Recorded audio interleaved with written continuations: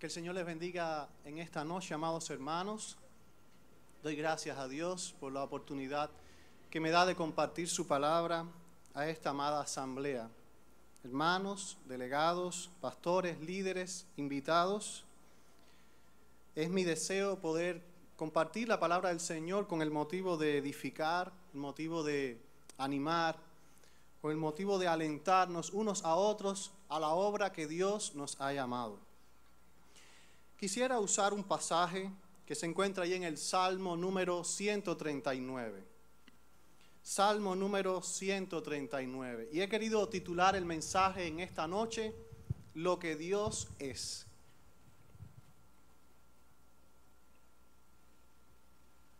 Dice allí la palabra del Señor en el Salmo 139. Oh Jehová, tú me has examinado y conocido. Tú has conocido mi sentarme y mi levantarme.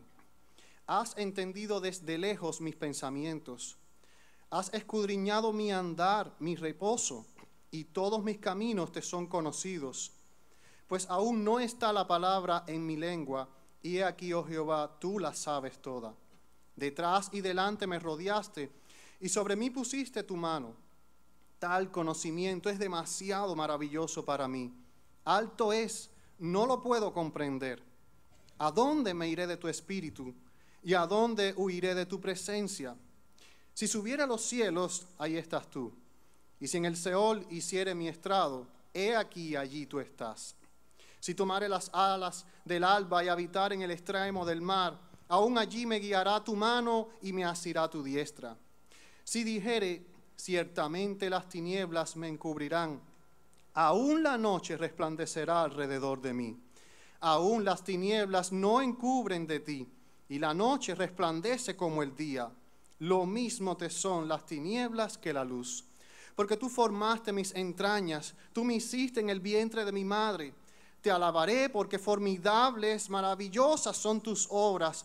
Estoy maravillado y mi alma lo sabe muy bien. No fue encubierto de ti mi cuerpo, bien que en oculto fui formado y entretejido en lo más profundo de la tierra. Mi embrión vieron tus ojos, y en tu libro estaban escritas todas aquellas cosas que fueron luego formadas, sin faltar una de ellas. Cuán preciosos me son, oh Dios, tus pensamientos, cuán grande es la suma de ellos. Si los enumero, se multiplican más que la arena. Despierto y aún estoy contigo. De cierto, oh Dios, harás morir al impío. Apartaos pues de mí, hombres sanguinarios, porque blasfemias dicen ellos contra ti. Tus enemigos toman en vano tu nombre. No odio, oh Jehová, a los que te aborrecen, y me enardezco contra tus enemigos. Los aborrezco por completo, los tengo por enemigos. Examíname, oh Dios, y conoce mi corazón. Pruébame y conoce mis pensamientos, y ve si hay en mí camino de perversidad, y guíame en el camino eterno. Padre, gracias por esta noche. Gracias porque estamos aquí delante de ti. Gracias, Señor, porque tú guías nuestras vidas, porque tú eres quien guía esta amada convención.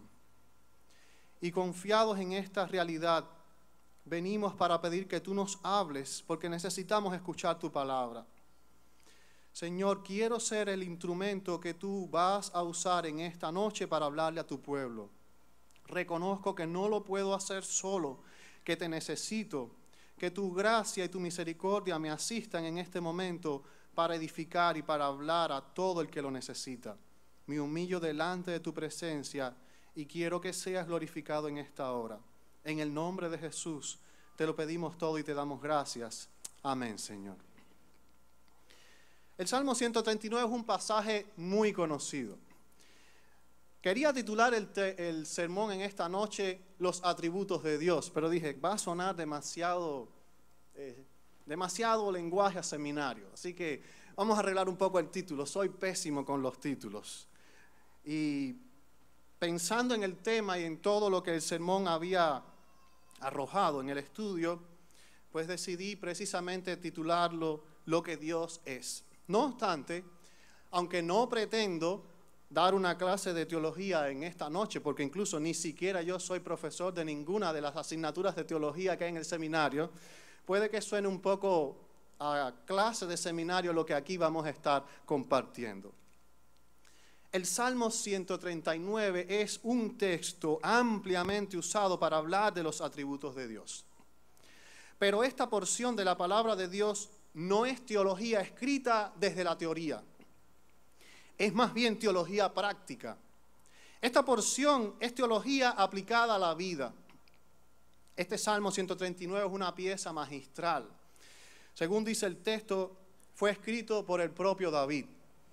Y en sus 24 versículos que lo componen, podemos encontrar 4 secciones principales. 4 secciones, cada una de unos 6 versículos, maravillosamente arreglados. ¿Y a qué nos conduce este salmo cuando declara todo lo que Dios es, todo lo que Dios hace? Pues a la siguiente verdad, y es que lo que Dios es afecta nuestras vidas inevitablemente. Esa es la verdad que quiero compartir en esta noche con cada uno de ustedes. Lo que Dios es afecta nuestras vidas inevitablemente. Muchas veces no nos damos cuenta de que la doctrina que enseñamos, la teología que enseñamos y que predicamos, tiene que afectar nuestra vida, porque no es solamente teoría, no es solamente conocimiento intelectual, es aplicación a la vida, es transformación de la vida. Por eso, si nosotros somos conscientes de lo que Dios es, inevitablemente vamos a tener que cambiar muchas cosas en nuestras vidas. Vamos a tener que tomar decisiones que pueden ser radicales en muchas ocasiones. Vamos a tener que hacer ajustes para que podamos responder correctamente a la revelación que Dios nos ha dado en su palabra cuando Él ha mostrado lo que Él es. Por eso quisiera preguntarnos por qué lo que Dios es afecta a nuestras vidas. Hay 4 razones a la luz de este pasaje en las cuales quisiera estar meditando. La primera de ellas es: el conocimiento de Dios supera mi entendimiento. Esto es lo que nosotros llamamos omnisciencia cuando enseñamos teología, cuando enseñamos doctrina. Y le enseñamos a nuestros miembros en las iglesias que la omnisciencia es el atributo de Dios que dice que Él todo lo sabe. Eso se dice muy fácil, pero no es tan sencillo de entender. O sea, Dios todo lo sabe. Y como el salmista sabe que esto es un concepto tan profundo, intenta explicarlo de maneras prácticas. Usa palabras interesantes. Por ejemplo, la palabra que se usa para escudriñar en el hebreo puede referirse a las fases iniciales de una búsqueda o al resultado final, pero siempre connota un sondeo diligente y difícil. Esta palabra que usa el salmista para precisamente hablar acerca de escudriñar, tú me has examinado, es una palabra que ocurre raras veces para hablar en este sentido. Y habla precisamente de esa búsqueda, incluso hasta judicial. Es como cuando se está examinando un caso y se están buscando evidencias, ya sea para inculpar o ya sea para justificar a la persona. La otra palabra que nosotros encontramos aquí en el verso 1 es cuando el salmista dice, tú me has conocido. Esta es una palabra un poco más conocida, valga la redundancia, porque esta palabra es el término hebreo que se suele usar más ampliamente para hablar acerca de las relaciones. Cuando Adán conoció a Eva o cuando hermanos se conocen entre ellos. Así que este salmo comienza declarando que nosotros hemos sido ampliamente investigados y conocidos como algo cercano por Dios. Dios se ha tomado el trabajo de saber exactamente la clase de persona que nosotros somos. Nos ha investigado como lo haría un buen detective, como lo haría un buen abogado, como lo haría un buen juez. Pero no solamente eso, su conocimiento acerca de nosotros también ha hecho que Él quiera tener una relación con nosotros. Él tiene presente cada aspecto de mi vida. Algo precioso que nosotros vemos en el Salmo es que Dios conoce mi vida privada. Aquí se usan elementos interesantes como por ejemplo que Dios ha conocido mi sentarme o mi reposo. Aquellas cosas que ocurren cuando las puertas se cierran, aquellas cosas que ocurren cuando nadie me está viendo, Dios las conoce. Aquellas cosas que no soy capaz de mostrar a otros o por vergüenza o porque simplemente no quiero compartirlas, aunque es difícil no compartirlas en un mundo como hoy, en el cual para todo se hace una selfie, se hace un video, se comparte en las redes sociales y lo que se busca es precisamente reacciones, aprobaciones, likes, en fin. Bueno, aquellas cosas que no nos gustaría compartir con otras personas, que no nos gustaría que otras personas conocieran de nosotros, pues Dios sí las conoce. También Dios conoce mi vida pública. Y el salmista utiliza palabras como, por ejemplo, mi levantarme y mi andar. O sea, Dios conoce todo lo que yo soy fuera y todo lo que yo soy dentro. Aún los más insignificantes detalles de mi vida, Dios los conoce. O sea, ¿quién se toma el trabajo de conocer tanto a una persona como incluso para tener dominio de los detalles más insignificantes? Eso me recuerda muchas veces cuando los novios están intentando conocerse y quieren tener conocimiento de cada uno de estos detalles, incluso las cosas que parecen más insignificantes, de menos valor, pues Dios también las conoce de nosotros. Los detalles más imposibles, también Dios los conoce. Antes que la palabra esté en mi boca. ¿Te imaginas eso? ¿Cómo es posible? O sea, antes de que digas la palabra, Dios la conoce. Antes de que vayas a expresar lo que quieres expresar, Dios lo sabe. Y lo interesante es que muchas veces queremos decir cosas, pero nuestro corazón no es capaz de expresar todo lo que hay en él. Otras veces queremos decir cosas, o más bien, decimos cosas, pero estamos ocultando verdaderas motivaciones, verdaderas intenciones, lo que verdaderamente está funcionando en nuestra mente. Dios lo conoce. Antes de que la palabra esté en nuestra boca, ya Dios sabe qué hizo que esa palabra estuviese allí, qué hizo que esa frase fuese dicha, qué hizo que todas estas cosas que nosotros deseamos expresar fuesen expresadas. Dios las conoce. En un sentido negativo, su conocimiento nos hace rodearnos como si nosotros fuésemos enemigos. ¿Te imaginas a Dios examinándote? ¿Te imaginas a Dios escudriñándote? Hay gente que se molesta muchas veces cuando están indagando mucho acerca de su vida, ¿sabe? Hay veces que la gente se siente incómoda cuando uno le hace muchas preguntas. Y dice, bueno, pero ¿qué quiere saber esta persona? ¿Qué tanto interés? ¿Qué tanta preocupación? Bueno, ese es Dios. Dice que nos rodea por delante, por detrás. Su mano está encima de nosotros. Y en el antiguo Oriente, estas frases muchas veces eran utilizadas en la forma de expresión de cuando un enemigo estaba asediando una ciudad, rodeaba esa ciudad, intentaba conocer todos sus puntos débiles, todas sus imperfecciones, todas las fallas posibles a través de este asedio.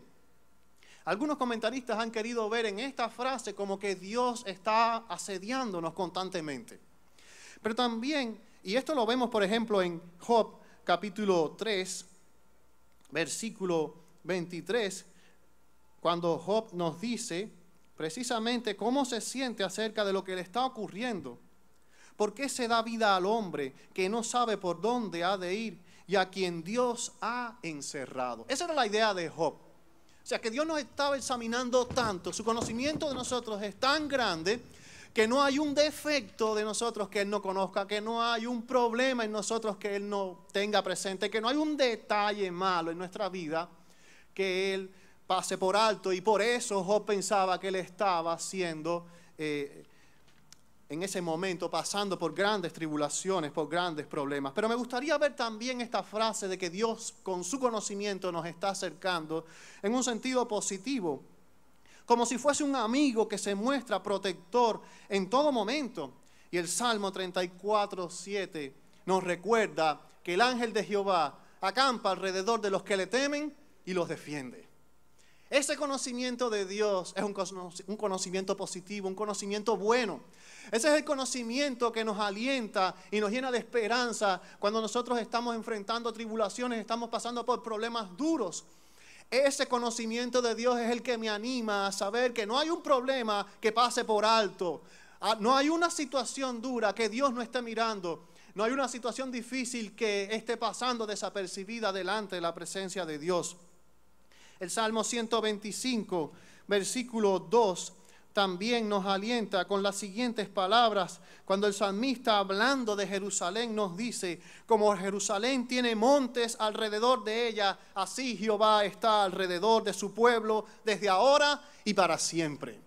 El conocimiento de Dios me rodea de tal manera que no me deja solo en ningún momento. Su conocimiento de nosotros es tan profundo que no lo podemos comprender. Está por encima de nuestro entendimiento.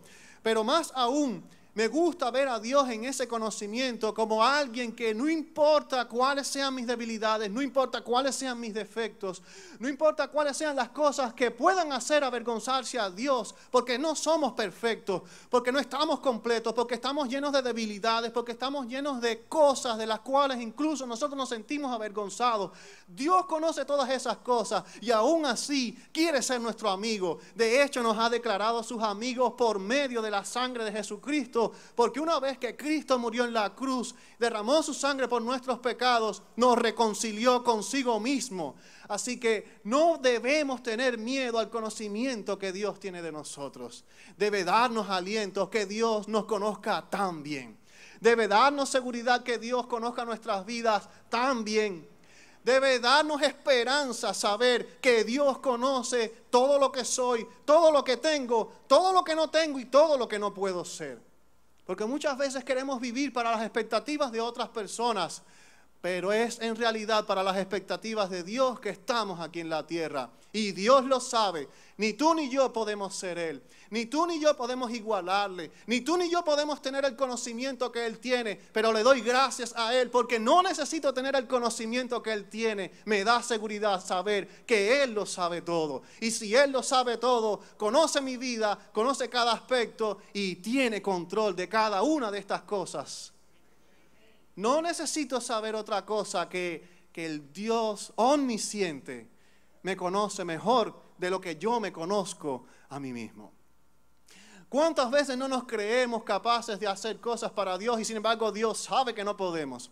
¿Cuántas veces estamos aspirando a hacer cosas para Dios que Dios sabe que nuestras fuerzas no dan? ¿O cuántas veces es todo lo contrario? ¿Cuántas veces nos vemos a nosotros como incapaces? ¿Cuántas veces nos vemos a nosotros como insuficientes? Y Dios lo sabe. Por eso el salmista tiene que decir que tal conocimiento de Dios es demasiado maravilloso para él. Las mismas palabras dichas por Job cuando Dios se le presentó al final de su gran tribulación y dijo: de oídas te había oído, pero ahora mis ojos te ven. Tal conocimiento es demasiado maravilloso para mí. Lo que Dios es afecta mi vida, porque en segundo lugar, la presencia de Dios alcanza cualquier lugar en mi vida. Esto es lo que nosotros llamamos omnipresencia. Y nuevamente, por medio de imágenes cotidianas, el salmista quiere dar a entender lo que este concepto tan amplio y profundo significa. No hay un solo punto en el plano vertical que escape de la presencia de Dios. Dice el salmista: ¿a dónde me iré de tu espíritu? ¿Y a dónde huiré de tu presencia? Muchas veces nos vemos en esta situación, ¿verdad? Queremos huir de la presencia de Dios. Queremos evadir la misión de Dios. Queremos evadir el compromiso con Dios. Pero ¿cuál es el lugar que pudiera hacer que esto fuese posible? No hay un solo punto en el plano vertical que escape de la presencia de Dios. Dice el salmista: si subiera a los cielos, es obvio, ahí estás tú. Allí no puedo estar. Si me quiero esconder de tu presencia, el cielo no es el mejor lugar. Y si en el Seol hiciere mi estrado, he aquí, allí tú estás. Y uno diría: ¿cómo que en el Seol? Me llamó la atención que Proverbios capítulo 15, versículo 11 nos dice lo siguiente: el Seol y el Abadón están delante de Jehová, cuánto más los corazones de los hombres. Hermanos, ni siquiera el lugar más remoto, ni siquiera las profundidades del abismo nos pueden esconder de la presencia de Dios. En el lugar más alto Dios está. Y en el lugar más profundo también Dios está. No hay un solo punto en el plano horizontal que esté lejos del alcance de la presencia de Dios. Nos sigue diciendo el salmista allí en el Salmo 139, el verso número 9. Si tomare las alas del alba y habitar en el extremo del mar. Tengamos presente que la manera de concebir el mundo en aquella época no es la manera en que nosotros hoy lo concebimos, como un globo, sino había una concepción un poco más plana. Y cuando el salmista está diciendo que si él toma las alas del alba y va al extremo del mar, él está pensando que cuando el mar se termina y hay un precipicio, o sea, y está volando por encima de ese precipicio, o sea, ¿puede escapar de la presencia de Dios? Dice el salmista, aún allí me guiará tu mano y me asirá tu diestra. Recordemos que también el pueblo de Israel conocía al Dios único y verdadero en su tierra. Y en aquella época también los pueblos primitivos, aquellos pueblos antiguos, tenían la concepción de que el Dios en el cual ellos creían estaba limitado geográficamente. O sea, que el Dios que ellos tenían simplemente funcionaba dentro de los límites geográficos de su reino. Por eso, mientras ellos extendían sus territorios, ellos creían que sus dioses también estaban avanzando. Pero también en aquellas conquistas que hicieron aquellos pueblos, entendían que estaban entrando en territorio de otros dioses y que esos dioses podían actuar de manera desfavorable también, defendiendo sus propios territorios. Y cuando el salmista dice que si él toma las alas del alba y va a los confines del mundo, si él piensa que va a salir del radar de Dios, si él piensa que va a salir del alcance de Dios, pues él afirma lo siguiente: no se puede. No importa dónde te encuentres, no importa si estás en el fin del mundo, y esa frase, fin del mundo, puede tener muchos significados para nosotros. Muchas veces cuando decimos en el fin del mundo, estamos diciendo donde, incluso hay otra frase que dice, donde el diablo dio 3 voces y nadie escuchó. Hay personas que piensan que hay lugares en este mundo que han sido olvidados por Dios. Hay personas que piensan que en este mundo hay lugares en los cuales ni siquiera Dios se asomaría. Pero el salmista está diciendo que aún en el fin del mundo, allí se puede experimentar la presencia de Dios. Cuando el pueblo de Israel sufrió el exilio, experimentó la presencia de Dios. Vio que Dios es siempre fiel. Vio que Dios puede cumplir sus promesas.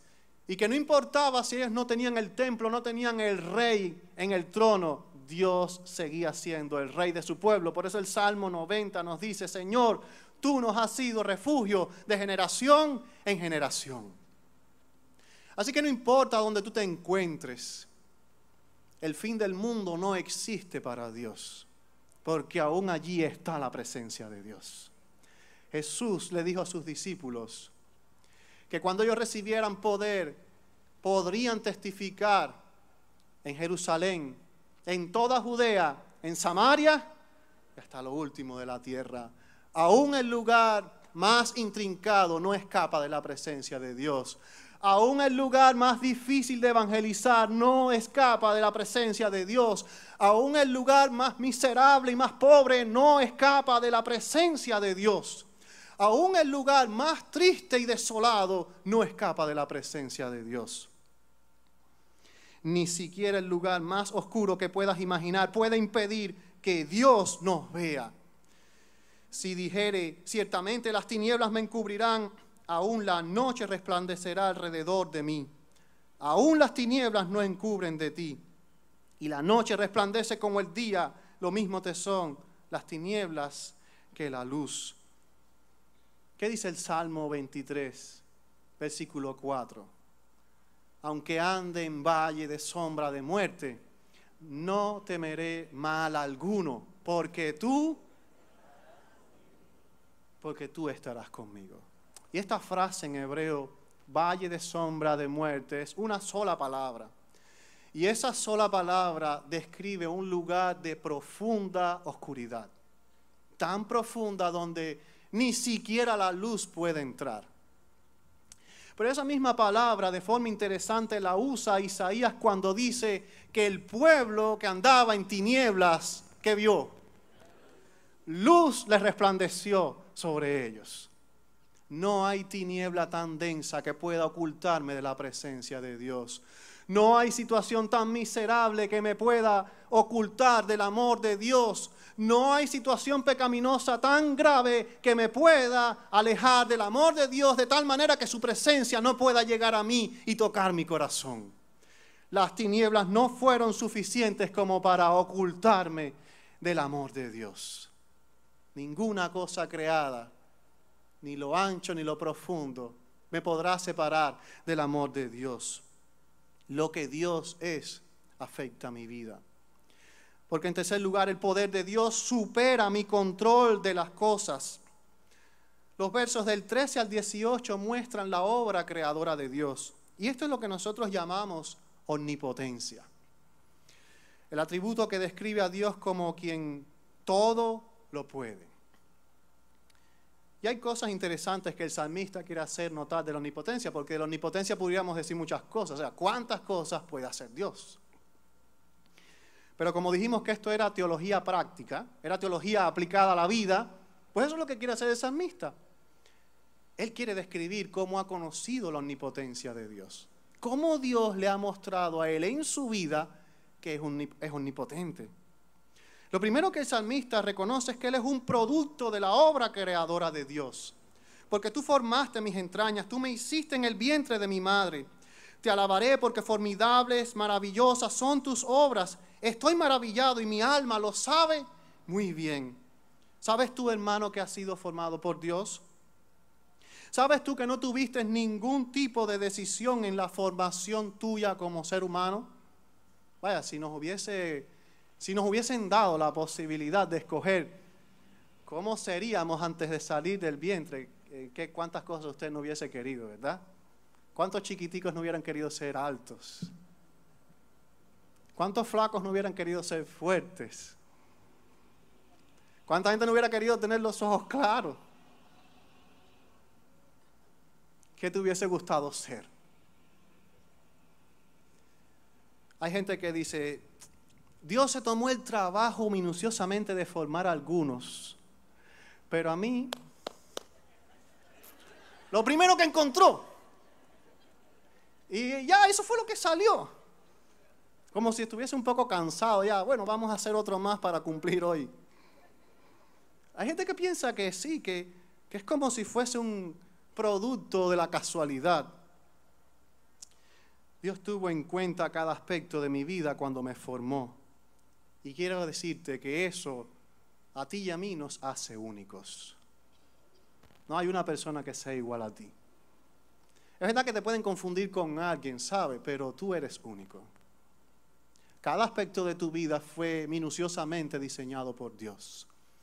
Cada aspecto de tu físico fue minuciosamente planeado por Dios.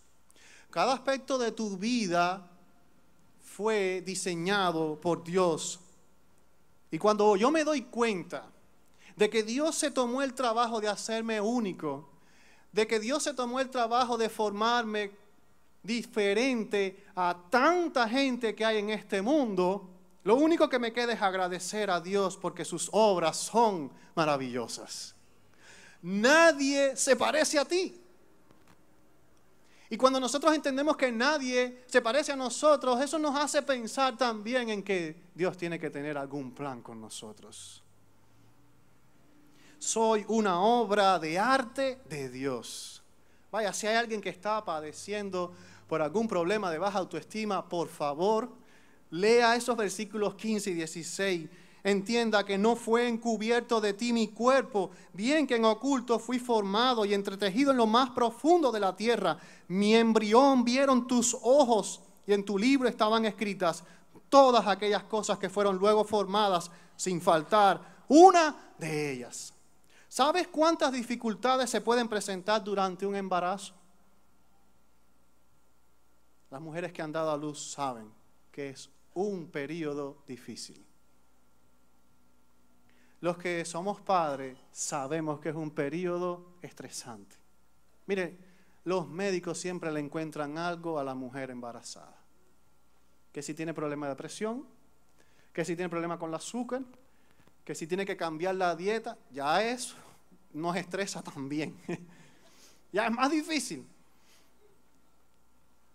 ¿Cuántos desafíos y peligros corre una criatura dentro del vientre de una madre? Y eso sin hablar de que algunos o miles de ellos ni siquiera llegan a nacer. Porque muchas veces no es una cuestión que pone en riesgo la salud de la madre, sino es el egoísmo.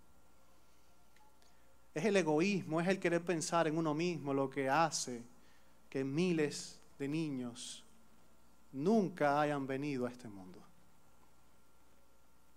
No soy un aborto de la naturaleza. Tampoco soy un error de la existencia humana. No estoy aquí por casualidad.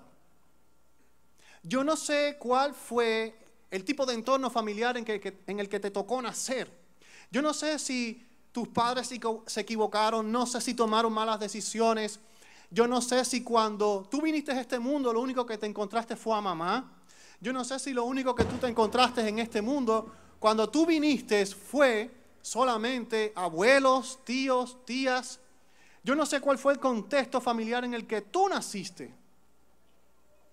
Pero yo lo que quiero que entiendas es que no importa cuál haya sido el contexto en el cual tú naciste, Dios te formó, estás aquí por un propósito, no eres un producto de la casualidad. Dios quiere algo con tu vida.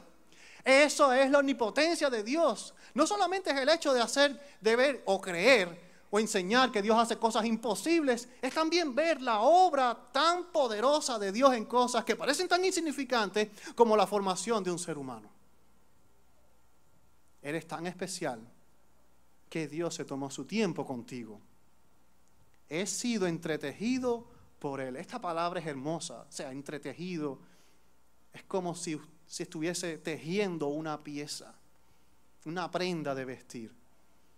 Como si nosotros fuésemos una prenda de vestir para Dios. Y Dios la tejió, Dios la preparó, Dios la diseñó. Mi historia ha sido diseñada por Él. Por lo tanto, Dios tiene un propósito con mi vida. Dios tiene un propósito con tu vida. La pregunta, ¿cuál es la razón de que Dios piense tanto en mí que es capaz de desplegar todo su poder y habilidad para moldear mi vida de la misma manera que el alfarero forma la vasija? Es la que me tiene que hacer pensar cuánto poder Dios invirtió en mi vida. Incluso aún cuando yo pueda desenfocarme y volverme espiritualmente somnoliento, puedo despertar y darme cuenta de que Dios aún está conmigo. Cuán preciosos me son, oh Dios, tus pensamientos, cuán grande es la suma de ellos. Si los enumero, se multiplican más que la arena. Despierto y aún estoy contigo. No puedo huir del poder de Dios. No puedo huir del poder de Dios que todo lo controla. ¿Cuántas cosas en tu vida puedes controlar? Ese es el aspecto de la omnipotencia que el salmista nos quiere enseñar. Como Dios lo puede todo, Él lo controla todo. Yo no lo puedo todo. Yo no lo controlo todo. Yo puedo creer que estoy controlándolo todo. Yo puedo creer que tengo el dominio de lo que está pasando, pero eso es una mentira. Eso es un engaño. El único que tiene control total de mi vida es Dios. Incluso aquellas cosas que escapan de mi conocimiento. Él tiene poder sobre ellas. Es más, ni siquiera el diablo puede tocar nuestras vidas si Dios no se lo permite. Porque todo está bajo el control de Dios. Todo está bajo el poder de Dios. Y esas fueron las palabras del Señor a sus discípulos aquel día cuando les dijo: toda potestad me es dada en el cielo y en la tierra. Tenemos todo el poder de Dios a nuestra disposición. Por eso, en último lugar, lo que Dios es, afecta mi vida porque Dios supera cualquier adversidad en mi vida. ¿Lo crees? ¿Tú crees que Dios supera cualquier adversidad en tu vida, cualquier situación en tu vida? No parece que lo crean tanto. El salmista tenía problemas serios. A mí me llamó la atención este salmo que después de haber dicho: Dios es omnisciente, Dios es omnipresente, Dios es omnipotente, dice, Señor, tengo enemigos. Yo digo, pero no entiendo. Yo hubiese ido directo a decirle a Dios, tengo enemigos.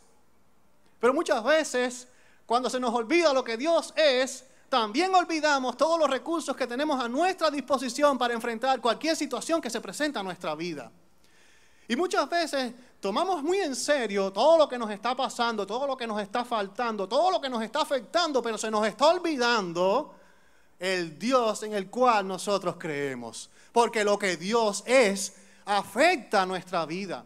Y si yo olvido lo que Dios es, mi vida va a reaccionar de una forma totalmente distinta a la situación en la que estoy viviendo. Y es normal que nos desesperemos cuando hay situaciones duras. Es normal que nos desalentemos cuando todo no está saliendo como quisiéramos. O cuando las situaciones están yendo de mal en peor. Pero para un hijo de Dios, lo normal es que ante cada una de estas situaciones recuerde lo que es Dios.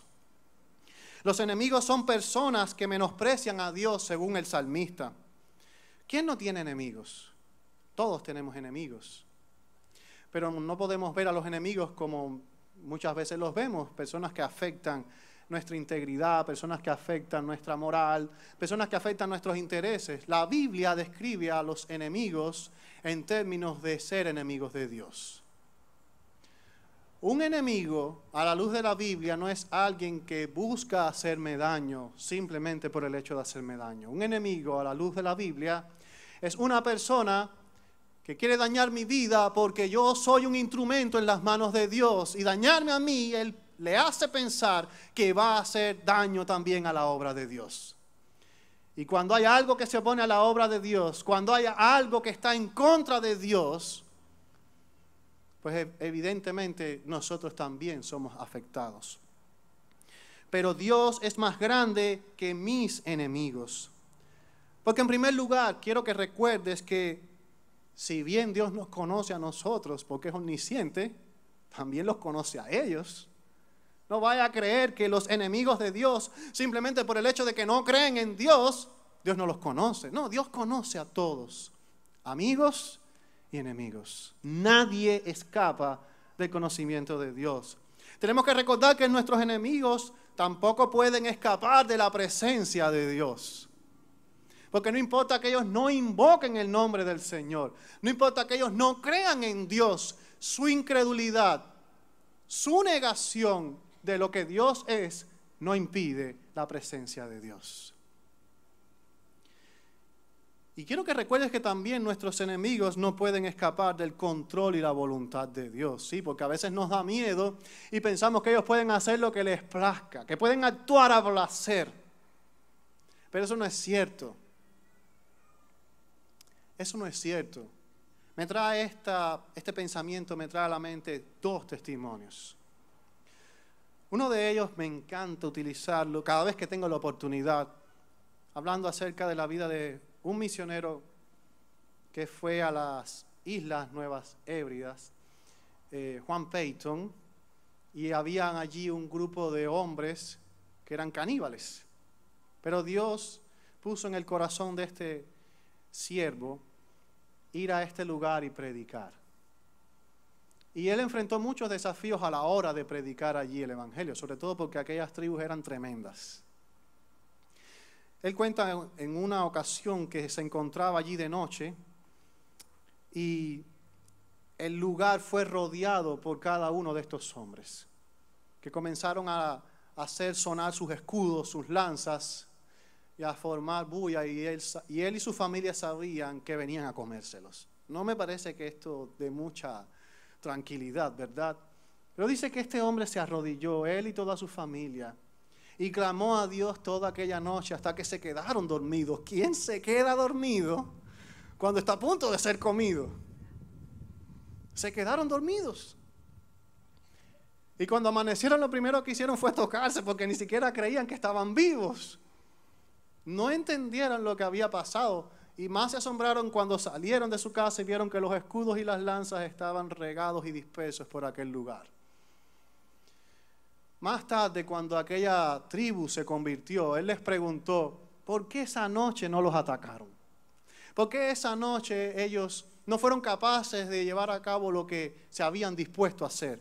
Y la respuesta que le dieron fue, porque cuando nosotros estábamos a punto de atacarlos a ustedes, allí empezamos a ver seres resplandecientes con espadas en sus manos. Y tuvimos miedo. No pudimos hacerles nada. Nuestros enemigos no nos pueden tocar si Dios no lo permite. Dios tiene control de ellos. Nuestros enemigos no nos pueden hacer daño si Dios no se los permite. Dios tiene el control de eso. Aquellas personas que nos gustan del Evangelio no nos pueden estorbar porque Dios no se los permite. Dios tiene control de cada una de estas cosas. Otro gran hombre de Dios llamado David Wilkerson sintió el llamado de ir a predicar a las pandillas de Nueva York. Y específicamente un grupo que se llamaban los Mau Mau. Y el líder de ellos se llamaba Nicky Cruz. Y Nicky Cruz tuvo un encuentro con David Wilkerson, quien le estaba predicando a su pandilla y lo amenazó con un cuchillo en la mano diciendo, predicador, tú sabes que te puedo picar en 1000 pedazos. Y David Wilkerson sabía que la posibilidad existía.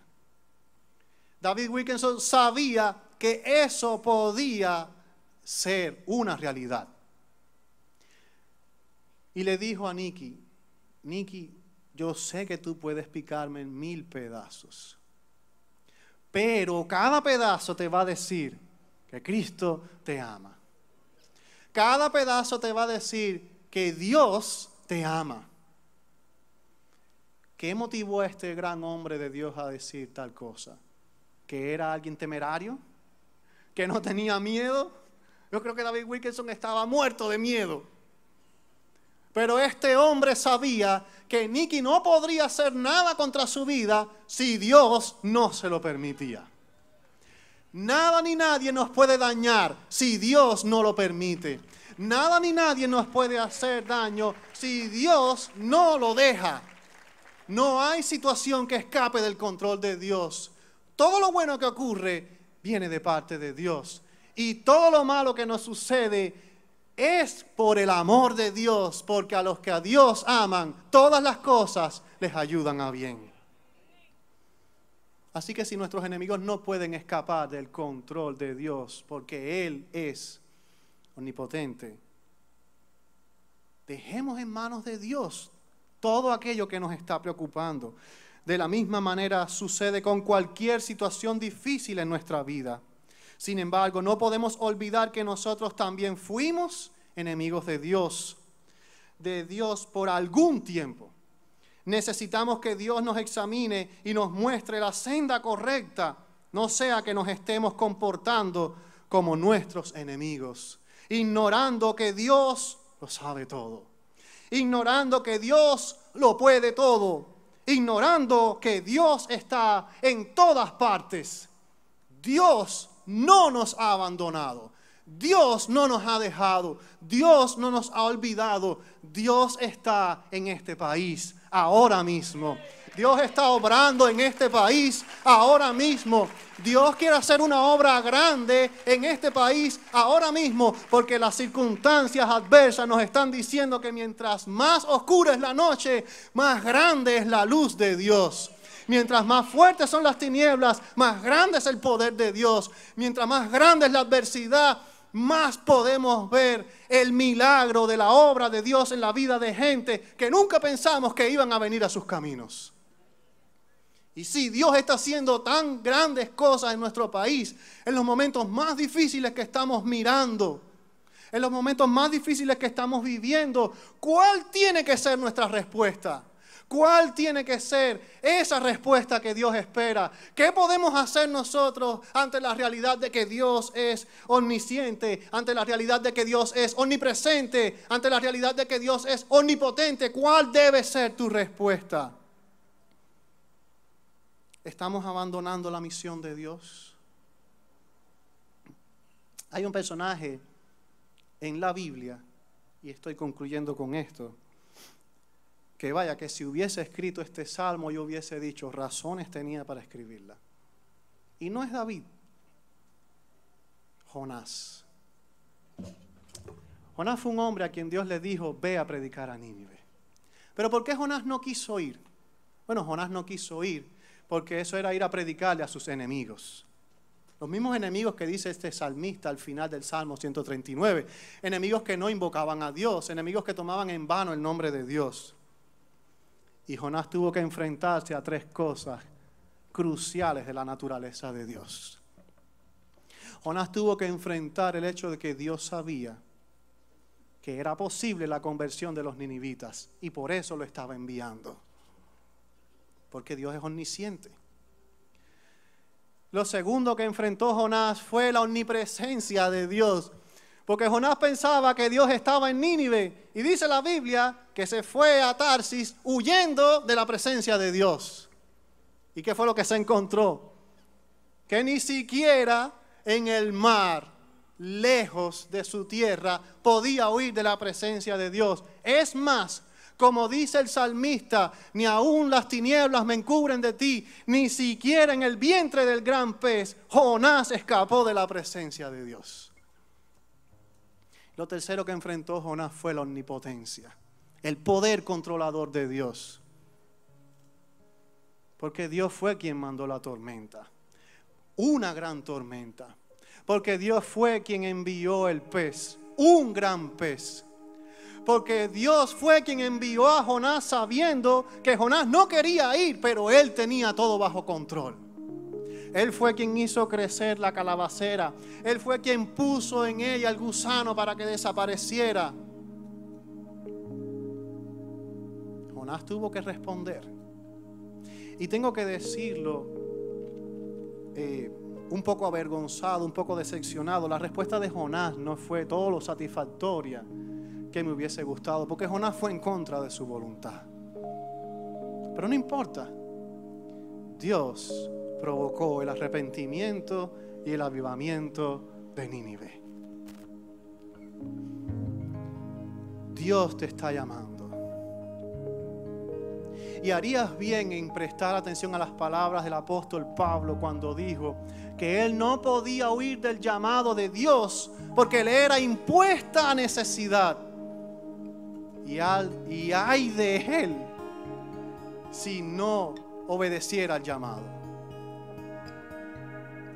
Aún cuando fuera en contra de su voluntad, Pablo reconoce que eso era lo que le tocaba hacer. Si el Dios que todo lo sabe, el Dios que todo lo ve, el Dios que todo lo controla y todo lo juzga y examina con justo juicio, me llama a servirle, ¿cómo no voy a responder en obediencia estando persuadido de esto? Que el que comenzó en nosotros la buena obra la perfeccionará hasta el día de Jesucristo, estando persuadido de que Él me conoce mejor que nadie y que no llama a las personas a fracasar, sino a luchar y a triunfar, porque el triunfo le pertenece. Tengo la seguridad entonces de que su llamado no es una equivocación. Dios nunca se equivoca cuando llama a alguien. Dios nunca comete el error de llamar a alguien a quien no conoce. Dios nunca comete el error de llamar a alguien a quien nunca ha visto. Dios nunca comete el error de llamar a alguien con quien no va a estar. Porque Él es omnisciente. Porque Él es omnipresente. Porque Él es omnipotente. ¿Tú crees esto? ¿Qué vas a hacer en esta noche? Lo que Dios es te tiene que afectar de alguna manera. Si tú sientes que este es el momento para el cual Dios te está llamando, es necesario que obedezcas. No te prometo las mejores condiciones. No te prometo las mejores comodidades. Porque de hecho ni siquiera soy yo quien te está llamando. Pero quiero decirte en nombre del Señor que si Él te está llamando, este es el momento en que la obra de Dios te necesita. ¿Quieres ser esa persona que Dios quiere usar para su gloria y su honra, como escuchábamos ayer en el mensaje? ¿Crees que Dios, quien te conoce, quien sabe lo que eres, lo que puedes dar y lo que no puedes dar, aún así te está llamando? Porque si ese es el caso, deja todas tus preocupaciones en las manos del Dios que todo lo sabe, todo lo ve y todo lo puede. Deja que sea Él quien haga la obra y verás grandes cosas. Si Dios te está llamando a hacer la obra, a consagrar tu vida a tiempo completo, a algún ministerio, yo quiero que tú puedas aceptar ese llamado. Pongas en pie valientemente y decidas entregar tu vida a Jesucristo aquí. Que decidas entregar tu vida al ministerio aquí. Dios te está llamando. No tengas miedo a lo que Dios es. Confía en que lo que Él es va a asegurar que puedas tener éxito. Ponte de pie en el lugar donde estás, si ese es tu deseo. Dile que sí al Señor en el momento más difícil de nuestro país, porque en el momento más difícil de nuestro país veremos la gloria de Dios. En el momento más difícil de nuestro país veremos la mano de Dios. Y quiero decirte que es en el momento más difícil de nuestro país que grandes cosas de parte de Dios estamos mirando. El Señor te va a sostener. El Señor no te va a abandonar. El Señor te va a sustentar. Él ha pensado en ti. Él ha diseñado tu vida. Él quiere lo mejor para ti. Saber que Él me conoce, saber que Él lo puede todo, saber que Él está en todas partes, me da paz.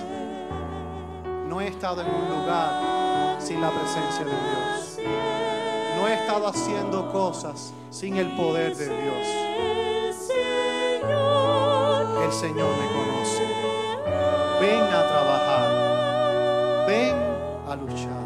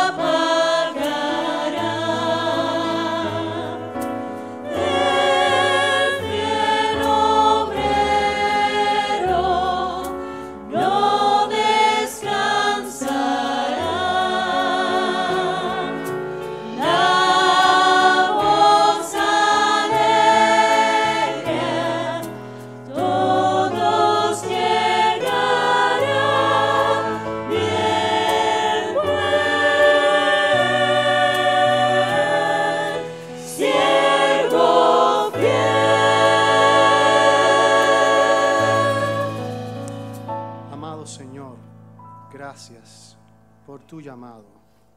Gracias porque tú cuentas con nosotros. Gracias porque ¿qué somos nosotros delante de tu presencia?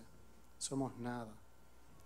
Pero lo que somos, lo somos por la gracia de tu Hijo Jesucristo. Aquí están nuestras vidas.